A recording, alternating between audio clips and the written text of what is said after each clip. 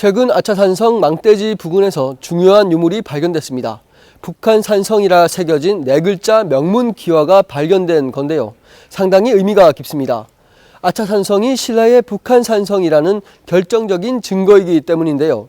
오늘은 이와 관련해 이를 수십 년 동안 연구해온 김민수 사학자 만나 얘기 들어보겠습니다. 함께 가보시죠. 네, 선생님 안녕하세요. 예, 안녕하세요. 네, 반갑습니다.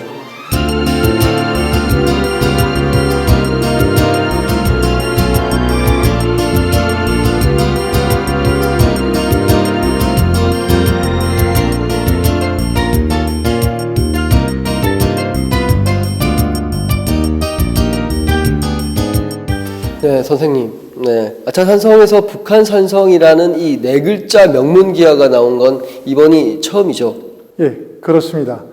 북자, 한자, 산자, 북한살이라는 글자가 따로따로 새겨진 그 와편들은 여러 번 나왔습니다만은 북한산성에서 한꺼번에 네 글자가 써 있는 와편이 발견된 것은 이번이 처음입니다. 그렇다면 이게 어떤 의미가 있는 건가요? 예, 지금 현재 아차산성은 성벽을 절개했더니 신라성으로 밝혀졌습니다. 그리고 성내에서 채집되는 유물들도 거의 대부분 삼국신라, 통일신라 것들입니다. 이 북한산성이라는 명문이 나옴으로써 지금의 아차산성은 신라의 북한산성이라는 사실이 확인되었습니다. 무려 선생님께서는 30년 전부터 이 아차산성이 신라의 북한산성이라고 주장을 해오셨습니다. 물론 학교에서는 좀 외면을 받았지만 말입니다. 그래서 명문기와 발견이 남다르실 것 같은데 이 발견이 소감이 어떠십니까? 예, 무척 다행스럽게 생각합니다. 그러지 않아도 우리 삼국 말기에 대해서 정확한 자료가 없는데 이런 명문기와가 났다는 것은 불멸의 증표입니다. 이 신라의 북한산성이라고 확인될 경우에 우리 삼국 말기의 정세는 다시 또 정리해야 됩니다. 왜냐하면 삼국 통일을 마지막에 이룰 때 신라가 고구려를 정벌합니다. 668년에 그때 김문영이가 20만 대군을 북한산성에서 사수 대동강으로 보냈다는 기록이 있습니다. 신라는 수군을 이용해서 고구려를 정벌했던 전초기지가 북한산성, 사적 아차산성이 되겠습니다. 그렇다면 문제가 되는 게 또 하나가 있습니다. 8년 전에 백제를 정벌할 때도 선봉장이 김문영이었습니다. 당나라 소종방이는 13만 수군을 끌고 와서 서해안의 덕적도에 와 있었습니다. 그리고 7월 10일 날 백제의 남, 지금 금강이 되겠습니다. 거기서 신라군과 만나자고 했습니다. 그러면 보름여의 기한밖에 없습니다. 신라가 육군으로 금강하고까지 백제 영토를 관통한다는 것은 거의 불가능합니다. 김문영이가 고구려 정벌과 마찬가지로 백제 정벌 때도 선봉장이기 때문에 신라도 수군으로 나갔다고 봐야 할 것 같습니다. 네. 선생님께서는 나당연합군이 백제를 정벌할 당시에도 수군을 이용했다고 주장을 하시는데요. 어떤 내용입니까, 그건? 삼국사기에 보면은 신라군이 탄년을 지났다고 되어 있습니다. 여러분, 이 아차산성에서 한강을 따라서 쭉 서해로 가다 보면은 탄년이라는 지명이 있습니다. 탄년 SBS 촬영소, 탄년 지구가 있지요. 바로 그 지명이 있는 곳이 고양시인데 고양시의 옛날 지명, 가장 믿을 수 있는 삼국사기 지리지의 지명이 계백장군하고도 한 글자도 안 틀린 계백현입니다. 신라의 수군이 탄년을 지나자 바로 계백장군이 강변은 바로 그 황산을 말하거든요. 황산은 고유명사가 아닙니다. 황산벌에서 강변에서 막은 바로 그 장군이 계백현의 계백장군이었습니다. 그렇다면 선생님 말씀에 따르면 지금의 황산벌, 우리가 알고 있는 논산이 아니라는 말씀이신가요?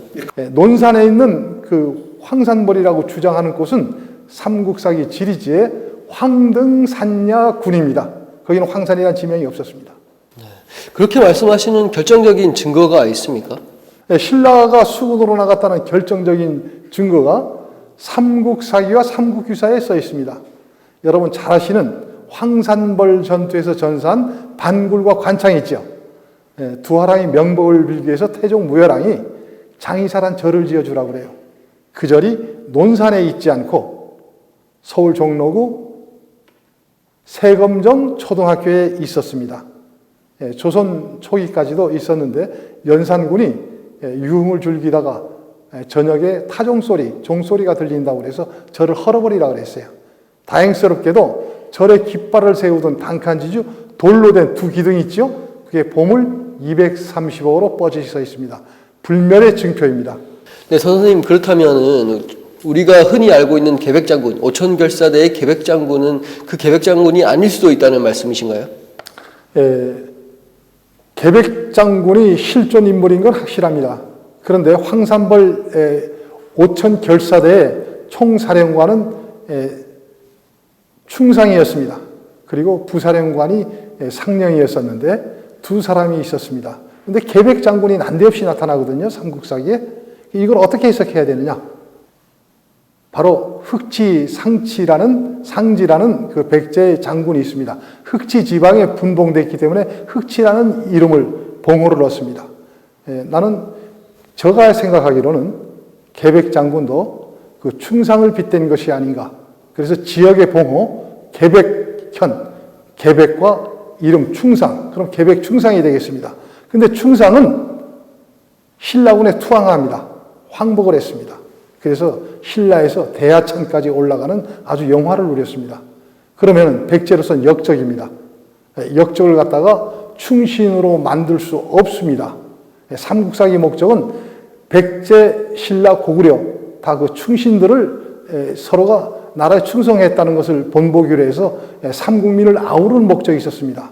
그래서 관창과 반굴에 빗대어서 백제도 충상을 영으로 만들기 위해서 충상은 황복한 사람이기 때문에 이름을 빼버리고 계백이라는 추상적인 봉호만을 넣어서 지역의 그 지명 봉호만을 넣어서 계백장군이라고 하지 않았는가 그렇게 추정을 하고 있습니다.